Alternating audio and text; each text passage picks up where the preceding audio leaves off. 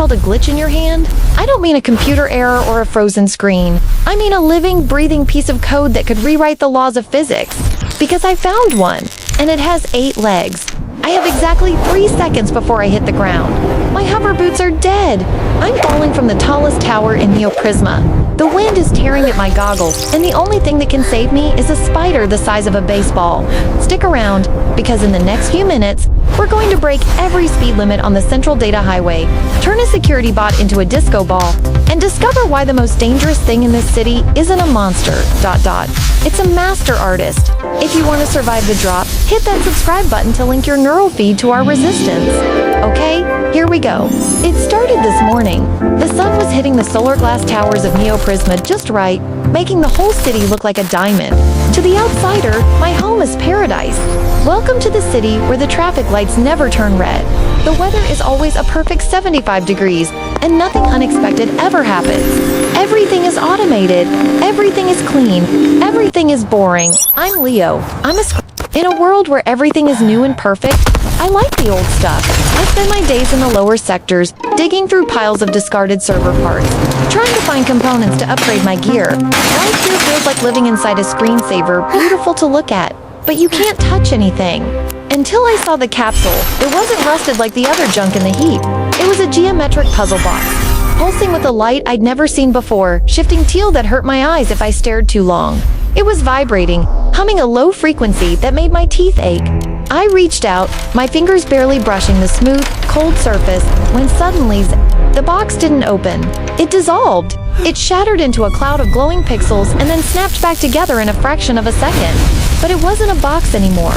It was a spider, a mechanical arachnid made of clear crystal and crackling blue electricity. It looked up at me, tilted its angular head, and blinked 8 glowing eyes. It chirped a digital trill that sounded like a dial-up modem learning to sing. I whispered, "Hey there, little guy." Big mistake.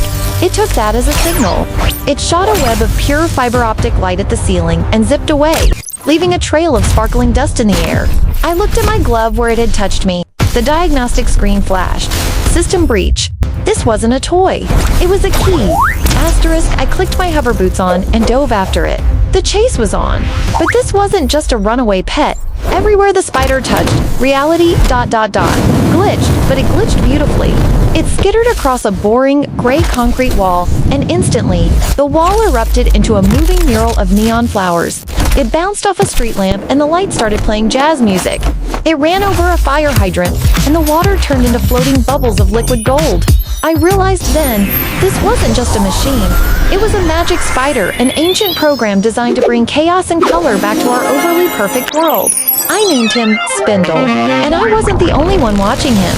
The sky suddenly shifted from a peaceful blue to a terrifying alert orange. Sirens began to wail, echoing off the skyscrapers. Anomaly detected. A voice boomed from the clouds. The system sweepers had arrived. I think we just unlocked level 2, and I have a feeling level 2 has bosses. Asterisk 3, massive. Spherical drones descended from the upper atmosphere. Their polished white armor gleamed in the sunlight, and their single red ocular sensors locked onto the trail of neon chaos Spindle was leaving behind. They weren't here to capture him. They were here to delete him. We hit the Skyway, the suspended highway that loops around the city. Cars were whizzing by at 400 miles an hour. Spindle was dodging them like a pro, weaving between hover taxis and cargo haulers. I was struggling to keep up, ducking under exhaust vents and barrel rolling over traffic drones. The wind roared in my ears. "Spindle, stop!" I yelled over the noise. He stopped on a high ledge overlooking the solar plaza. He looked back at me, vibrating with energy. He wasn't running away from me. He was leading me somewhere. He tapped his legs on the ground, creating ripples of orange light that pointed directly toward the city core, the massive processor in the center of Neo-Prisma. But we were cut off. The 3 system sweepers dropped out of the sky, blocking our path. They were huge, casting long shadows over us. Their capture cannons began to charge, emitting a high-pitched whine. A blinding white light began to gather in their lenses. I scooped Spindle up.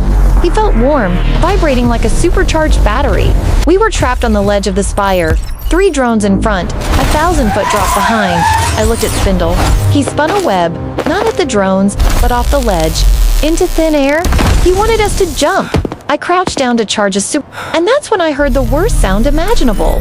Sputter, click, whir. My boots. Smoke started pouring out of the heels. The diagnostic screen flashed red. Power cell failure. My heart stopped. The lead drone fired. A beam of white containment energy shot right at us. I just braced for impact. But Spindle didn't hide. He crawled down my leg and sank his fangs into my dead battery. A surge of gold electricity shot up my spine. My boots didn't just turn on, they screamed with power. The thrusters turned from blue to blinding gold. I didn't jump. I launched. We rocketed into the sky, surfing on a trail of golden light, breaking the sound barrier with a sonic boom that shattered the drone's sensors. We were a golden comet, streaking toward the city core. We landed hard on the main platform. Spindle jumped off my shoulder and skittered to the central mainframe. The drones were recovering, turning around for a second shot, their red eyes glowing with fury. "Do it, Spindle!" I yelled. He tapped the mainframe. A shockwave of pure imagination blasted out. It didn't destroy anything, it upgraded everything. The white wave washed over the city, and when it cleared, the silence was gone. Music was playing from the streetlights. The white buildings were covered in digital vines and neon flowers. The sweepers, they stopped attacking. Their red eyes turned green, and they started painting the clouds with rainbows. Spindle had rewritten the city's operating system. He added fun to the code. The sweepers didn't delete him.